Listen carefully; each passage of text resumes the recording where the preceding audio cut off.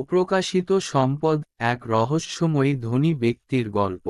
অধ্যায়ের 1, সাধারণ জীবনের আড়ালে এক গোপন সত্য। কলকাতার এক ব্যস্ত শহরতলিতে অরিন্দম আর সুবর্ণার ছোট্ট একটি সংসার।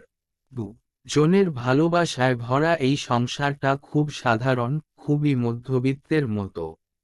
অরিন্দম কাজ করে একটি ছোট কোম্পানির হিসাব রক্ষণ বিভাগে, আর সুবর্ণা গৃহিণী। তাদের জীবন যতটা সরল মনে হয়, সুবর্ণার মন ততটাই দোলাচলে থাকত। কারণ কিছু কিছু ব্যাপার সে মেলাতে পারত না। তাদের ঘরে কখনো অভাব ছিল না, অথচ অরিন্দমের চাকরির বেতন খুব বেশি নয়। মাঝে মাঝে কিছু বিলাসবহুল জিনিসও আসে, যেমন দামি শাড়ি, ব্র্যান্ডেড ঘড়ি, কিন্তু অরিন্দম সব সময় এটাকে একভাবে এড়িয়ে যায়।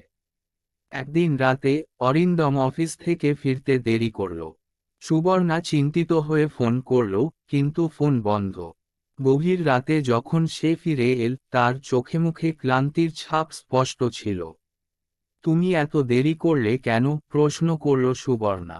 অফিসে প্রচুর কাজ ছিল, সংক্ষেপে উত্তর দিল অরিন্দম।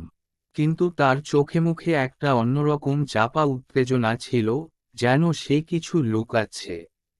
অধ্যায় 2, সন্দেহের সূচনা। একদিন সকালে সুবর্ণা রান্নাঘরে ব্যস্ত ছিল। হঠাৎ দরজার ঘণ্টা বাজল। সে দরজা খুলে দেখল একজন ভদ্রলোক দাঁড়িয়ে আছে, তার হাতে একটা পার্সেল। এই পার্সেলটা অরিন্দম বাবুর নামে এসেছে, লোকটি বলল। সুবর্ণা পার্সেলটি হাতে নিতেই মনে হলো ভেতরে যেন ভারী কিছু আছে। কৌতূহলী হয়ে সে পার্সেলটা খুলতেই তার চোখ বিস্ময় ছানাবড়া হয়ে গেল। ভেতরে নগদ রাখা কিছু বিলাসবহুল ঘড়ি আর সোনার কয়েন রাখা ছিল। সাথে একটি চিঠি, যেখানে লেখা, সব হিসাব মিটিয়ে দেওয়া হলো, এবার আর কোনো ঝামেলা থাকবে না। কাজের ব্যাপারে পরে আলোচনা করব। সুবর্ণার শরীর হিম হয়ে গেল। এটা কি? আমার স্বামী তাহলে কি করছে? অধ্যায় 3, সত্য উদ্ঘাটনের চেষ্টা। সেই রাতে সুবর্ণা চুপচাপ ছিল। অরিন্দম পার্সেলটি দেখে চমকে উঠল, কিন্তু তার চেহারায় কোনো আতঙ্কের ছাপ ছিল না। তুমি কি আমাকে কিছু বলবে?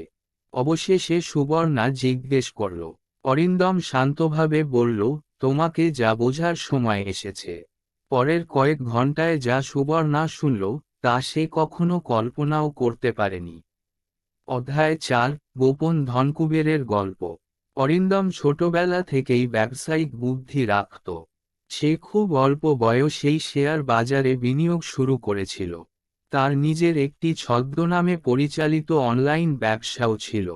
কিন্তু সে কখনো তার ধনী পরিচয় প্রকাশ করেনি। তার বিশ্বাস ছিল, ধনসম্পদ কখনো ভালোবাসার ভিত্তি হতে পারে না। সে দেখতে চেয়েছিল সুবর্ণা সত্যিই তাকে ভালোবাসে কিনা, নাকি শুধুমাত্র তার টাকার জন্য। সে চেয়েছিল একদিন সবকিছু বলবে, কিন্তু সঠিক সময়ের জন্য অপেক্ষা করছিল। তাহলে এতদিন তুমি আমাকে মিথ্যা বলে এসেছ? কাঁদো কাঁদো গলায় বলল সুবর্ণা। আমি তোমাকে ভালোবাসি, তাই তোমার ভালোবাসার সত্যতা যাচাই করতে চেয়েছিলাম, অরিন্দম উত্তর দিল। সুবর্ণার চোখে জল এসে গেল। সে ভাবল, এত বছর সে একটা মিথ্যার মধ্যে থেকেছে, অথচ এই মিথ্যাটা তাকে কোনো কষ্ট দেয়নি। অধ্যায় 5, নতুন জীবনের সূচনা। পরদিন সকালে অরিন্দম সুবর্ণাকে একটা নতুন ঠিকানায় নিয়ে গেল। সুবর্ণা চমকে গেল, কারণ এটি ছিল শহরের অভিজাত এলাকায় বিশাল এক প্রাসাদোপম বাড়ি। এটাই আমাদের আসল বাড়ি, হাসতে হাসতে বলল অরিন্দম। সুবর্ণা চুপচাপ দাঁড়িয়ে থাকল।